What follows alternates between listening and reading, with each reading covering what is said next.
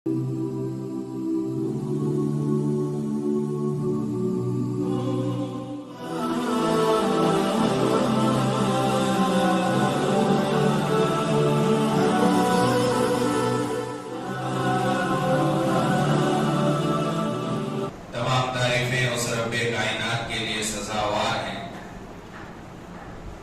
رب کائنات نے ہم تمام کو ایک مختصر سی زندگی دے کر دنیا میں بھیجا ہے،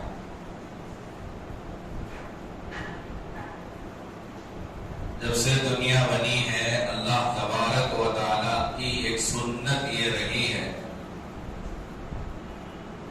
کہ اللہ تبارک و تعالی اپنے بندوں کی دعائیں،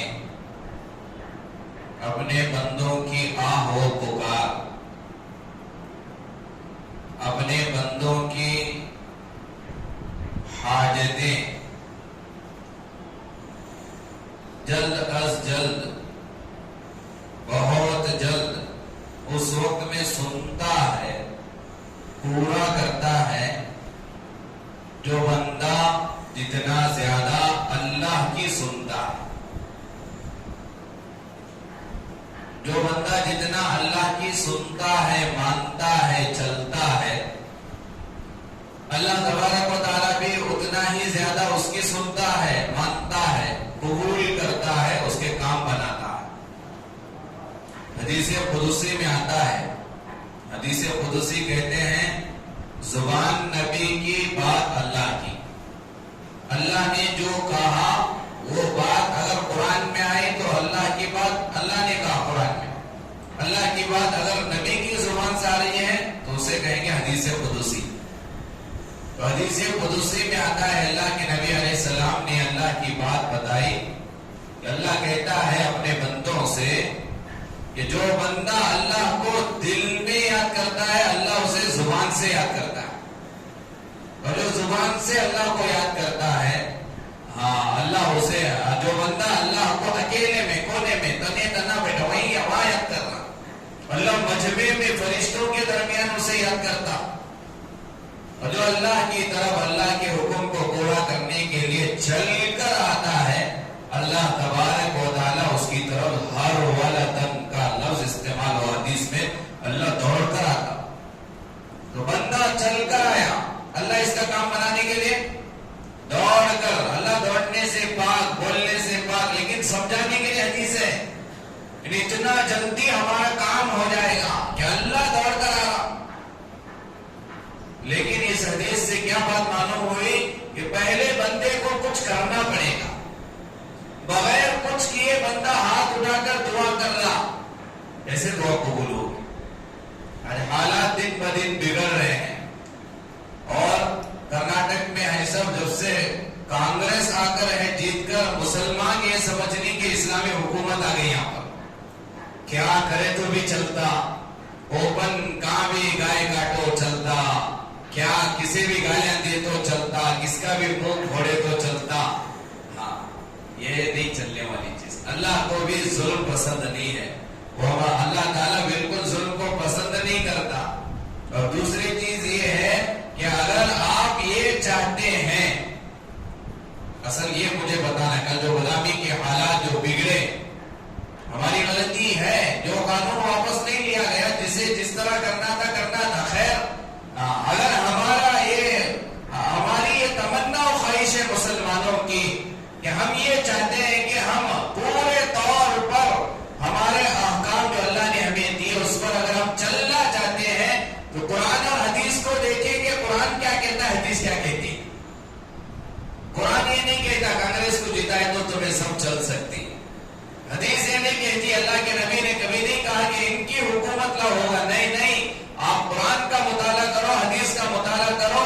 اللہ کہتا، کیا کہتا اللہ تعالیٰ کہ اگر تم ان کنتم مؤمنین ولا تہینوا ولا تحزنوا وانتم الاعلون ان کنتم مؤمنین، قرآن یہ کہتا تمہیں کبھی کوئی غم نہیں پہنچے گا، لا تحزنوا، تمہیں کوئی غم نہیں پہنچے گا، رنجش نہیں ہوگی، غم زدہ تم نہیں ہوگے، ولا تہینوا، اور تمہیں تمہاری کوئی عزت نہیں نکالے گا۔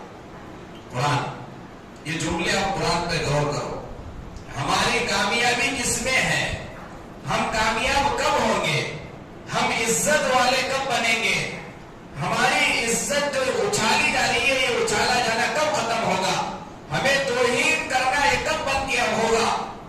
ہمارا غم کب دور ہوگا؟ ہماری رنجشیں کب ختم ہوں گی؟ ہمیں کبھی غور کیا ہی نہیں قرآن میں کہ ہمیں کیا کرنا چاہیے؟ ظاہری اسباب کو اختیار کر کے ظالم حکومت کے خلاف ووٹ کر دیے، کیا اتنا کافی ہے؟ کیا اتنا کر لینے سے حالات بدلیں گے؟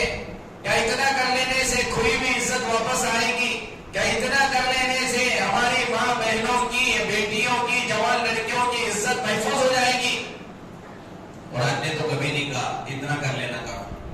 قرآن کہتا ہے وَلَا تَهِنُوا، تمہاری عزت کبھی نہیں نکالی جائے گی، تمہیں توہین نہیں کیا جائے گا، وَلَا تَحْزَنُوا، اور تمہیں غم زدہ بھی نہیں کیا جائے گا، تھوڑا بھی تمہیں غم نہیں پہنچے گا، تھوڑی بھی تمہاری عزت نہیں جائے گی۔ وَأَنْتُمُ الْأَعْلَوْنَ، آگے قرآن کہتا ہے ہمیشہ تمہارا سر ہی اونچا رہے گا، ہمیشہ سر بلندی تمہارے مقدر میں لکھی جائے گی، ہمیشہ تمہیں ہی عزت کا مقام و مرتبہ ملے گا۔ یہ سب کب ہوگا؟ آگے کہتا ہے ان کنتم مؤمنین، قرآن کہتا ہے اگر تم سچے مسلمان بن کر رہے تو۔ یہ شرط لگائی قرآن نے، غم ختم، عزت واپس ملے گی، ذلت کی جو زندگی ہے، ذلیل جو کیا جا رہا ہے سارا ختم ہوگا، ہمیشہ عزت کے مقام پر تم رہو گے۔ صرف کیا کرنا ہے کہ بھئی سچے مسلمان بن کر رہو، جیسے کہا اللہ نے ویسے رہو، جیسے نبی جناب محمد رسول اللہ صلی اللہ علیہ وسلم کی زندگی ہے اس زندگی کے مطابق ہمارے خصوصاً نوجوان اگر اپنا لیں تو پھر یہ ساری چیزیں ہمیں ملیں، اللہ ہماری دعائیں سنے گا، ہمیں ذلیل نہیں کیا جائے گا۔ ماں بہنوں کی گالیاں دی جا رہی ہیں، ہمیں کوئی ایکشن لینے کے لیے یہ کیوں ہو رہا؟ کیونکہ آج ہمارے ظاہری طور پر ہم مسلمان ہیں، حقیقی معنوں میں ہم مسلمان نہیں ہیں، حقیقی معنوں میں ابھی ہم نے اللہ کو راضی نہیں کیا، محمد رسول اللہ صلی اللہ علیہ وسلم کو ہم نے راضی نہیں کیا۔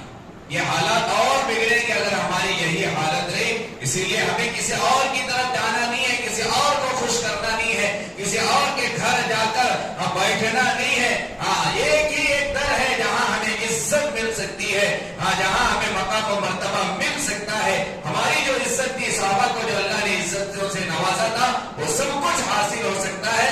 کہاں آنا پڑے گا؟ وہیں آنا پڑے گا جو 1400 سال پہلے صحابہ گئے تھے۔ وہ اللہ کا در ہے، وہ محمد رسول اللہ کا در ہے، وہ اللہ تعالیٰ کے احکام ہے، وہ محمد رسول اللہ کا طریقہ ہے۔ یہاں اگر سارے مسلمان لوٹ کر آئے، سچے مسلمان، سچے ایمان والے بنے، پھر اللہ حالات کو بدلے گا۔ اس کی بہت ضرورت ہے۔ اللہ تبارک و تعالیٰ اس وقت تک ہماری دعا نہیں سنتا جب تک ہم اللہ کی نہیں سنتے۔ اللہ تعالیٰ اس وقت تک ہمارے کام نہیں بناتا جب تک ہم اللہ کو راضی نہیں کرتے۔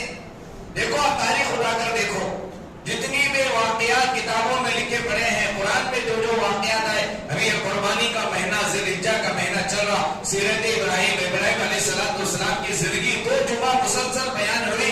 اس سب واقعات میں اگر آپ غور کریں گے تو آپ کو معلوم ہوگا حضرت آدم قربانی اٹھائے، پہلے قربانی جھیلے، جنت میں تھے، عیش و عشرت میں تھے، ناز و نعمت میں تھے، اور ساری عشرت والی جگہ چھوڑ کر، نعمت والی جگہ چھوڑ کر زمین پہ اتارا گیا۔ کپڑے جسم پر نہیں، آسمان کی طرف کبھی نگاہ اٹھا کر حضرت آدم نے نہیں دیکھا، روتے تھے، دعا کرتے تھے، اللہ کو منوانے کی فکر میں لگے ہوئے تھے۔ اللہ نے آخر کار ان کی دعا کو سن لی۔ ربنا ظلمنا انفسنا وان لم تغفر لنا وترحمنا لنكونن من الخاسرین۔ یہ قربانی کے بعد جو دعا مانگی حضرت آدم نے، اللہ نے دعا سنی۔ تو دعا جو اللہ سنتا ہے وہ اللہ کے وہ قربانی کے بعد جلدی سنتا ہے، وہ محنت و مجاہدے کے بعد اللہ سنتا ہے۔ حضرت آدم کی دعا مشقتوں کے بعد، محنت کے بعد، رونے کے بعد، سب کچھ قربانی جھیلنے کے بعد اللہ نے قبول کیا۔ پھر حضرت یونس کی زندگی دیکھو، حضرت یونس علیہ السلام نے قربانی دی، مچھلی کے پیٹ میں رہے، کیسی قربانی حضرت یونس کی۔ ہاں سمندر کے اندھیرا، رات کا اندھیرا، مچھلی کے پیٹ کا اندھیرا، ان سارے اندھیریوں میں رہے، یہ قربانی دی۔ اور قربانی کے صدقے میں دعا کی تھی، لا الہ الا انت سبحانک انی کنت من الظالمین۔ تو اللہ تعالیٰ نے دعا قبول کی نہیں کی، دعا قبول ہوئی، سمندر کے اندھیرے سے آزاد ہوئے، مچھلی کے پیٹ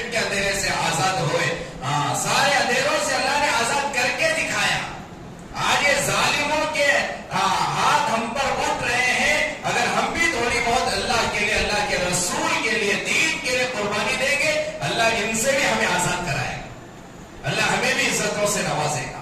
شرط یہ ہے کہ قربانی دینا. کیا مطلب قربانی دینا؟ بکرا کرنا نہیں, نیند کی قربانی دے کر نماز کے لیے آنا, حلال کمائی, یعنی جو اللہ نے کہا ہے وہ کرنا, اور نبی کے ایک ایک طریقے کو زندگی میں لانا, یہی تو قربانی ہے. اگر اتنا کریں گے انشاءاللہ اللہ ہماری دعائیں بھی سنے گا, ہماری التجا بھی قبول کرے گا, ہمارے بھی حالات کو اللہ بنائے گا. یہ بار بار قرآن ہمیں کہتا ہے. حضرت یونس کی زندگی کو دیکھو, انہوں نے قربانی دی, اللہ نے انہیں سارے اندھیروں سے نجات دلایا. حضرت آدم کو اللہ نے قربانی کے صدقے میں ان کی دعا کو قبول کیا, اور حضرت ابراہیم کی کیسے کیسی قربانی, گھر چھوڑنے کی قربانی, علاقہ چھوڑنے کی قربانی, رشتہ داروں کو چھوڑنے کی قربانی, آگ میں داخل ہونے کی قربانی, اور بیوی اور معصوم دودھ پیتے بچے کو جنگل میں چھوڑنے کی قربانی, اور 9 سال 11-12 سال کا جو بچہ حضرت اسماعیل, اسے ذبح کرنے کی کوشش کرنا, اس کی قربانی. یہ ساری قربانیوں کے بعد حضرت ابراہیم نے جو جو دعائیں مانگی ہیں قرآن میں, وہ ساری دعائیں ہیں موجود. تفصیل میں جانا نہیں ہے, اللہ نے ساری دعائیں قبول کی. ہماری ایک دعا بھی قبول نہیں ہو, وہاں تو پورے دعائیں قبول ہو گئے. کیوں؟ انہوں نے قربانی دی, انہوں نے اللہ کے حکم کو مانا چلا. اتنے ایک بال کے برابر بھی اللہ کی نافرمانی انہوں نے نہیں کی, تو اللہ نے ہر دعا کو قبول کیا. جنگل جہاں میں بتایا نہیں پچھلے جمعہ, کچھ بھی جہاں اگتا نہیں تھا, اللہ نے وہاں پھلوں کی بارش برسا دی. پوری دنیا کھجور کھا رہی ہے, یہ قربانیوں کے صدقے, حضرت ابراہیم کی دعا کے صدقے. جہاں پانی نہیں تھا, وہاں پوری دنیا کے لیے پانی کا انتظام اللہ نے کر کے دکھایا. زمزم کا پانی, یہ کب ہوا؟ یہ قربانی کے صدقے میں ہوا. انہونی کو ہونی کرنا یہ اللہ کی قدرت ہے, اللہ کی طاقت ہے, اللہ کر سکتا, لیکن کب کرے گا اللہ تعالیٰ؟ ارے کچھ تو ہم دیں اللہ کو. تھوڑی بھی ہم نیند کی قربانی نہیں دیں گے تو ہمارے کام کیسے بنے گے, ہمارا قرضہ کیسے اترے گا, ہمارے اولاد فرما بردار کیسے بنے گی, ہماری بیوی ہماری باتیں کم سنے گی. ہم اللہ کی نہیں سن رہے تو اللہ تعالیٰ انہیں بھی نافرمان بنائے گا. حکومت بھی ہماری نہیں مانے گی, کوئی نہیں مانے گا, کیونکہ پیدا کرنے والے خالق کو ہم نے ناراض کیا ہے. تو ضرورت اس بات کی یہ ہے کہ ان حالات میں ہم اللہ کو راضی کریں. اللہ نے بارش کو روک کے رکھا ہے, یہ سب اللہ کے ناراض ہونے کی علامت. ہم نے اللہ کو ناراض کیا, روزانہ رات میں ناراض کرتے ہیں, دن میں ناراض کرتے ہیں, گناہ گناہ گناہ, تو پھر اللہ ہمارے باتوں کو کیسے سنے گا, دعا کو کیسے سنے گا. حضرات انبیاء علیہ السلام کی زندگیاں دیکھیں, انہوں نے 100% اللہ کی مانی تھی, تو اللہ نے ان کی بھی مانی. ہر دعا کو اللہ نے قبول کیا. حضرت موسیٰ کی قربانی کے صدقے میں اللہ نے انہیں بھی نجات عطا کی. حضرت نوح کو اللہ نے نجات دی. یہ ساری زندگیاں حضرت انبیاء علیہ السلام کی ہمارے لیے ایگزامپل ہیں, مثال ہے کہ دیکھو اللہ کب سنتا, جب تم کچھ کرو گے اللہ کے لیے, نبی کے لیے کچھ کرو گے تو اللہ سنتا. یہ انبیاء چلو معصوم ہے, انبیاء یہ بے گناہ ہے, ان سے کوئی گناہ ہوتا ہی نہیں زندگی میں, لہذا ہمیں ہمارے تو گناہ ہوتی. تو ایسے اللہ والے بھی دنیا میں آ کر چلے گئے جن نے جو گناہ کر سکتے تھے, لیکن پھر بھی انہوں نے احتیاط والی زندگی گزاری, اللہ نے ان کی بھی سنا. حضرت عمر فاروق رضی اللہ عنہ صحابی رسول ہیں, نبی نہیں ہے, لیکن اللہ نے سنی نہیں سنی, کیسی کیسی باتیں اللہ نے حضرت عمر فاروق کی سنی. آپ تعجب کریں گے کتنی مطلب آپ نے نہیں سنا. حضرت عمر فاروق کا زمانہ, خلیفہ امیر المؤمنین, مدینے میں زلزلہ آیا, زمین ہلنا شروع ہو گئی. حضرت عمر فاروق تنے تنا زمین کو ایسا مار کر زمین سے کہا, عمر ابھی زمین پہ زندہ ہے تو ہلتی کیوں ہے؟ آج کوئی روک سکتا زمین کو ہلنے سے؟ بیوی کچھ نہیں روک سکتے ہمیں, زیادہ باتیں کرنے لگی تو زمین کو کہاں روکنے کی طاقت ہے. حضرت عمر فاروق نے زمین سے کہا, جو سن نہیں سکتی, جو دیکھ نہیں سکتی, اس سے کہا عمر ابھی زندہ ہے زمین پر, تو ہل رہی ہے. کتاب میں لکھا ہے زمین ہلنا بند کر رک. یہ طاقت کیسے ملی؟ جادوگر تھے کیا؟ یہ اللہ کو انہوں نے راضی کیا تھا. محمد رسول اللہ صلی اللہ علیہ وسلم کو انہوں نے راضی کیا تھا, زمین ان کے تابع ہو گئی. آج ہمارے بچے ہمارے تابع نہیں ہیں, ہمارے دکان میں کام کرنے والا ہمارے تابع نہیں ہے. وہاں تو وہ مخلوق جو سن نہیں سکتی تھی, بول نہیں سکتی تھی, وہ اللہ نے انہیں تابع کر کے دکھایا. یہ کیوں ہوا؟ ایک ہی جواب, کیونکہ انہوں نے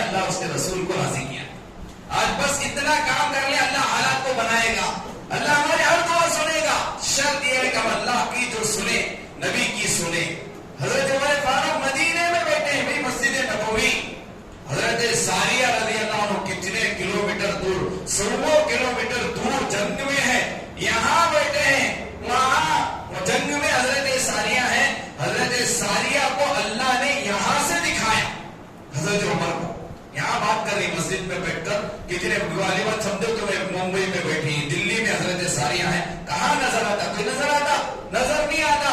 حضرت عمر کو اللہ نے دکھایا حضرت ساریہ کو. حضرت ساریہ کو دیکھا حضرت عمر نے مسجد نبوی میں ممبر پر بیٹھ کر, پیچھے سے کافر حملہ کے لیے آ رہے تھے. پہاڑ تھا پیچھے حضرت ساریہ کے, وہاں سے حملے کے لیے آ رہے تھے. حضرت عمر یہاں, موبائل کا زمانہ نہیں تھا, نمبر فون لگاؤ نہیں تھا وہ زمانے میں. حضرت ساریہ یہاں بیٹھ کر کہا یا ساریہ الی الجبل, یا ساریہ الی الجبل. صحابہ پریشان, سامنے والے پریشان, ساریہ تو وہاں ہے, حضرت عمر یہاں ہے, یہاں بیٹھ کر بول رہے ساریہ الی الجبل. خیر یہ ہو گئی مجلس ختم. حضرت ساریہ جنگ سے ختم ہو کر کتنے دنوں کے بعد آئے, مدینہ آئے. تو پوچھا مجلس والوں, جب تم جنگ میں گئے تھے, عمر مسجد نبوی میں بیٹھ کر تم سے کہہ رہے تھے او ساریہ پہاڑ کی طرف دیکھو, پہاڑ کی طرف دیکھو, کیا عمر کی آواز تمہارے تک پہنچی؟ تو کہا حضرت ساریہ نے کہ ہم لوگ سامنے والے دشمن سے مقابلہ کر رہے تھے, ہم لوگوں کو پتا نہیں تھا کہ یہ پہاڑ کے جانب سے دشمن حملے کے لیے آ رہا. حضرت عمر نے جیسے ہی مسجد نبوی سے ہمیں کہا تو ہمیں اللہ نے وہ سنایا, ہم پہاڑ کی طرف دیکھ کے ان کا مقابلہ کی. تو مسجد نبوی سے, مدینہ سے ہزاروں کلومیٹر دور, 100 کلومیٹر دور آواز کو کون پہنچایا؟ ہوا پہنچائی. اور اللہ نے حضرت عمر کے تابع ہوا کو بھی کیا. کیا کون سی وہ طاقت تھی حضرت عمر کے سامنے؟ ہوا بھی تابع, زمین بھی تابع. ایک ہی ایک طاقت تھی, کیونکہ انہوں نے اللہ اور اس کے رسول کو راضی کیا. آج اسی کی ضرورت ہے. حضرت عمر بن عاص رضی اللہ عنہ مصر, ملک شام میں مصر گئے, وہاں جا کر فتح کیا. اور وہاں دریائے نیل بہتی تھی, سال میں ایک مرتبہ دریائے نیل بہنا بند کر دیتی تھی, نہیں بہتی تھی. اب وہاں کا ایک رواج تھا, رسم تھا. وہ رسم یہ تھا کہ کنواری لڑکی جس کا نکاح نہیں ہوا, کنواری خوبصورت لڑکی جسے اچھے کپڑے پہنا کر, کان میں وہ سب سجا کر اس دریا میں اسے ڈال دینا تھا. یعنی بلی چڑھانا جسے کہتی. کنواری لڑکی, خوبصورت لڑکی کو دریا میں ڈال دو, پھینک دو. اب جو سال میں ایک مرتبہ جوان لڑکی, کنواری لڑکی کو دریا نیل میں جیسے ڈالا جاتا تھا, دریا نیل یا دریا فرات ہے مصر کی, تو پھر وہ دریا بہنا شروع کر دی تھی. یہ تو چل رہا تھا, سالوں سے چل رہا تھا. اب حضرت عمر بن عاص صحابی رسول گئے, فتح کیے, دریا نہیں بہلی. گاؤں والوں نے کہا, علاقے والوں نے کہا یہاں تو یہ کرنا پڑے گا. حضرت عمر بن عاص نے کہا کہ بے گناہ مجرم جس کا کوئی جرم نہیں, ایسی معصوم لڑکی کو بلی چڑھائیں گے, اس کی جان کی قربانی دینا پڑے گا. اوہو, یہ اسلام کے خلاف ہے, یہ شریعت کے خلاف ہے, قرآن و حدیث کے خلاف ہے. ہم نہیں کر سکتے یہ مسلمان کا. کیسے پانی کی ضرورت ہے, سال بھر پانی بھی چاہیے. حضرت عمر بن عاص, حضرت عمر کا زمانہ, حضرت عمر بن عاص کچھ نہیں کیے, حضرت عمر کو خط لکھے, ہم لوگ یہاں فتح کیے, یہ معاملہ ہے, جوان لڑکی کو ڈالیں یا نہ ڈالیں, آپ کا فیصلہ کیا ہوگا, ہمارے لیے جلدی بھیجیں. حضرت عمر کا خط, حضرت عمر کی خدمت میں حضرت عمر بن عاص کا خط آیا. حضرت عمر بن عاص کا خط حضرت عمر نے پڑھا. اب میں ہوتا, آپ ہوتے تو کیا کرتے؟ واپس جواب میں کسے لکھتے بھی, خط کسے لکھتے؟ بولو کسے لکھتے آپ لوگ, بولو بھی کسے لکھتے؟ حضرت عمر بن, جس نے خط لکھا ہے اسے لکھتے. یہ تو حضرت عمر تھے, عمر اللہ کو راضی کیا تھا, زندگی پورے اللہ کے حکم کے مطابق, نبی کے طریقے کے مطابق گزری تھی. یہاں سے خط آیا حضرت عمر بن عاص کا, یہاں سے جواب حضرت عمر کو نہیں جا رہا, دریا کے نام جا رہا. لوگ پاگل کہیں گے حضرت عمر کو, جو نہیں سمجھتے. کسے لکھے جواب؟ دریا کے نام خط لکھا. کیا؟ ہاں, یہ خط حضرت عمر بن خطاب کے جانب سے دریائے نیل کے لیے. اسے نام خط حضرت عمر کو نہیں, دریائے نیل کے نام. کیا لکھا؟ مختصر جملہ لکھا, ان کنت, یہ خط ہے حضرت عمر کا, سنیں, ان کنت تجری من قبلک فلا تجری, ان کنت تجری من قبلک فلا تجری, وان کان الواحد القہار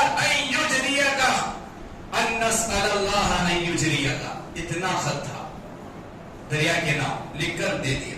حضرت عمر بن عاص نے دیکھا وہ یہ تو میرے نام نہیں، یہ خط یہ تو کس کے نام ہے؟ دریا کے نام ہے. تو کہا جاؤ بھی دریا کو خط لکھا. حضرت عمر جاؤ جا کر دریا میں ڈالو. جا کر دریا میں جیسے ہی خط پڑا دریا بہنا شروع ہو. کیا ترجمہ تھا ان کو؟ حضرت عمر نے لکھا تھا دریا کے نام، او دریا اگر تو تیرے جانب سے جاری ہے چل رہی ہے تو تیرے چلنے کی مجھے ضرورت نہیں، نہ چل. اگر اللہ کی طرف سے تو چل رہی ہے تو ہم اللہ سے سوال کرتے ہیں، دعا کرتے ہیں کہ اللہ تجھے چلائے گا. فوراً دریا چلنا شروع ہو گئی، پانی بہنا شروع ہوا. لکھا ہے اور ہمارے آج تک وہ دریا نہیں سوکھی. اس زمانے سے آج تک کوئی دن ایسا نہیں آیا کہ جو دریا نہیں سوکھی. یعنی حضرت عمر نے زمین کو بھی سنایا، ہوا کو بھی سنایا، پانی کو بھی سنایا. یہ کون سی طاقت حضرت عمر کو ملی تھی؟ یہ اللہ کو خوش کرنے کی طاقت تھی. یہ محمد رسول اللہ صلی اللہ علیہ وسلم کو راضی کرنے کی طاقت تھی، جسے ہم نے ناراض کیا ہے، اس لیے ہم پر حالات آ رہے ہیں. ایک واجب چیز قربانی وہ ہمیں کرنے کے لیے اجازت نہیں مل رہی. کیوں نہیں مل رہی؟ کیونکہ مین چیز ہم نے چھوڑ دی. کیا؟ اللہ کو ہم نے ناراض کیا ہے، اللہ کے نبی کے طریقے کو ہم نے بھلا دیا ہے. اس لیے ہم پر حالات آ رہے ہیں. حکومتیں آتی رہیں گی جاتی رہیں گی، حالات حکومتیں نہیں بدلتے، حالات اللہ بدلتا. حالات بدلنے والی ذات اور اللہ کی ہے، اور اللہ حالات اس وقت بدلتا جب تک ہم بدلتے نہیں. اللہ بھی نہیں بدلتا تو ہم بدلیں. دیکھیں اکابرین کی زندگیاں، انسان تو انسان، پانی پر ان کی حکومت ہوئی، آگ پر ان کی حکومت چلی، زمین پر ان کی حکومت چلی، ہوا پر چلی، کیونکہ انہوں نے اللہ اور اس کے رسول کو راضی کیا تھا. حضرت شیخ سعدی رحمت اللہ علیہ، چلو یہ صحابی بھی نہیں ہے، شیخ سعدی رحمت اللہ علیہ نے دیکھا کہ ایک اللہ کا ولی جنگل سے لکڑیاں، اس زمانے میں چولہے سے لگتے تھے، لکڑیوں کا جو بھار ہوتا ہے وہ لکڑیاں اکٹھا کر کے لکڑیوں کا جو بھار ہوتا ہے وہ شیر کے اوپر رکھ کر شیر کا کان پکڑ کر آنا. ہمیں کتے کو بھی تابع نہیں کر سکتے اس طرح. تو خیر حضرت شیر کے اوپر شیخ سعدی رحمت اللہ علیہ نے دیکھا آگے شیر کے اوپر لکڑیاں رکھ کر شہر کی طرف آ رہی ہے اللہ کے ولی.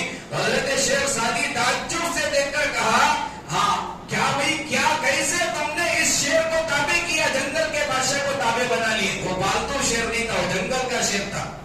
کیسے تم نے اسے اپنے تابع کیا؟ اپنے کام کے لیے کیسے اسے استعمال کرے؟ کیا کیا تم نے کمال؟ تو شیخ سعدی گلستان میں واقع لکھا، شیخ سعدی کو اس اللہ کے ولی نے ایک جملہ کہا. کیا کہا معلوم؟ تم اللہ کے حکم کو نہ توڑو، اللہ کی مخلوق تمہارے حکم کو نہیں توڑے گی. ایک ہی جملے میں جاؤ. شیخ سعدی سے کیا کہا؟ اس شیر پر لکڑیاں رکھ کر لانے والے ولی نے کہا جب تک تم اللہ کے حکم کو نہیں توڑو گے تمہاری بات بھی کوئی نہیں توڑے گا، تمہاری ہر بات ہر ایک سنے گا. انسان تو انسان، جانور بھی سنیں گے. کب؟ جب تم اللہ کے حکم کو مانو گے، مکمل چلو گے دین پر، شریعت پر، تو اللہ سب کو تمہارے تابع بنائے گا. جب تم اللہ کا در چھوڑ کر ہٹو گے تو پھر کوئی تمہاری سننے کے لیے تیار نہیں ہوگا. بچے بھی نہیں سنیں گے، بیوی بھی نہیں سنے گی، نوکر بھی نہیں سنے گا. آج ہو رہا نہیں ہو رہا ہے ساری چیزیں.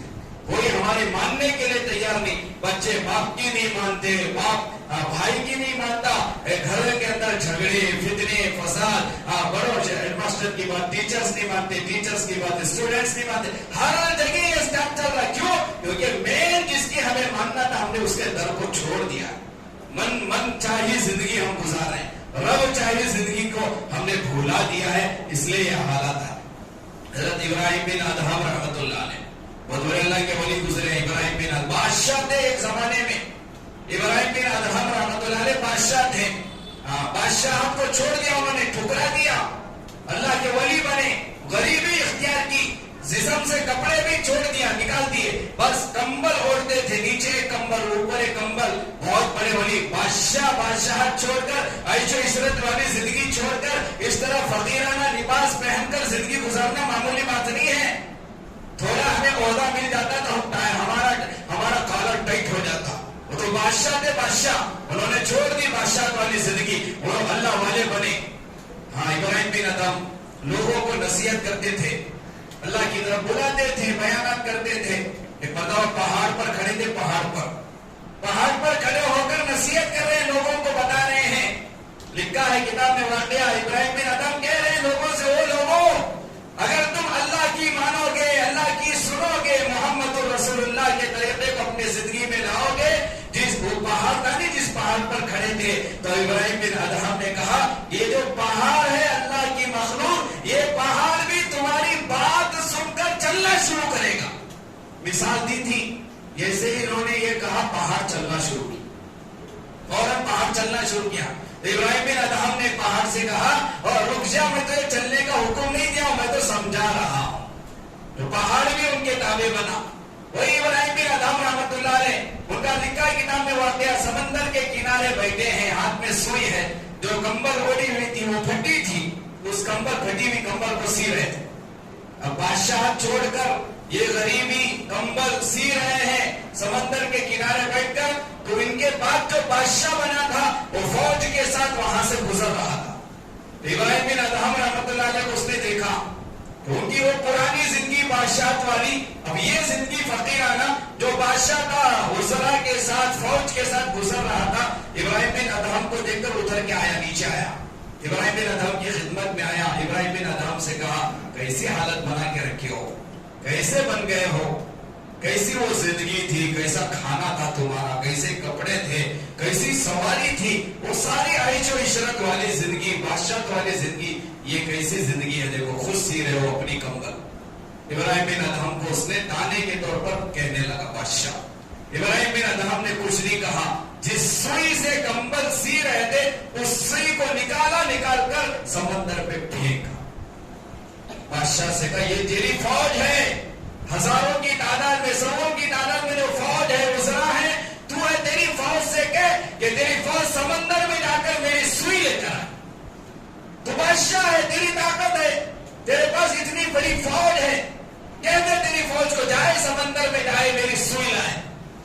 ابراہیم بن ادہم سے بادشاہ نے کہا یہ کیسے ممکن ہے، میری فوج نہیں لا سکتی سوئی کو۔ حضرت ابراہیم بن ادہم وہیں ہاتھ اٹھا کر اللہ سے، اے اللہ مجھے میری سوئی چاہیے، اے اللہ مجھے میری سوئی چاہیے۔ لکھا ہے ایک مچھلی سونے کی سوئی اپنے منہ میں دبائے ہوئے قریب آئی، انہوں نے دیکھا کہ سونے کی تھی، اب واپس کر دکھا، اللہ نہیں سونے کی نہیں، مجھے میری سوئی چاہیے، مجھے نہیں چلتی، مجھے میری سوئی چاہیے۔ دوسری ایک مچھلی حضرت ابراہیم بن ادہم جو سوئی پھینکے تھے وہ سوئی لے جا۔ ابراہیم بن ادہم نے بادشاہ سے کہا وہ حکومت اچھی ہے کہ یہ حکومت اچھی ہے، وہ بادشاہت اچھی ہے یا یہ بادشاہت اچھی ہے؟ شرمندہ ہو کر بادشاہ چلے گا۔ وہ جو بادشاہت تو دی حضرت ابراہیم بن ادہم کی، وہ ہم میں سے ہر ایک حاصل کر سکتا ہے۔ وہ جو بادشاہ تھا وہ مشکل ہے، یہ آسان ہے۔ کیا کرنا پڑے گا؟ دو کام کرنا پڑے گا، ایک ماننا پڑے گا اللہ کے اور اللہ کے رسول کے حکم کو، اور نمبر دو چھوڑنا پڑے گا جن چیزوں کو چھوڑنے کے لیے شریعت نے کہا، جنہیں کرنے کے لیے کہا کرنا شروع کرے، جنہیں چھوڑنے کے لیے کہا چھوڑنا شروع کرے۔ جو حکومت ابراہیم بن ادہم کو اللہ نے دی تھی، اللہ ہم تمام کو عطا کرے گا، حالات سازگار بنیں گے، اللہ تعالیٰ ہماری کھوئی عزت ہمیں واپس لوٹائے گا، اللہ کا ہر حکم آسانی کے ساتھ ہندوستان میں ہم کرنے والے بنیں گے، اللہ کو اگر راضی کریں گے سب کچھ ہوگا۔ اللہ سے دعا ہے اللہ تعالیٰ ہم تمام کو کئی باتوں پر عمل کی توفیق نصیب فرمائے، آمین۔ وآخر دعوانا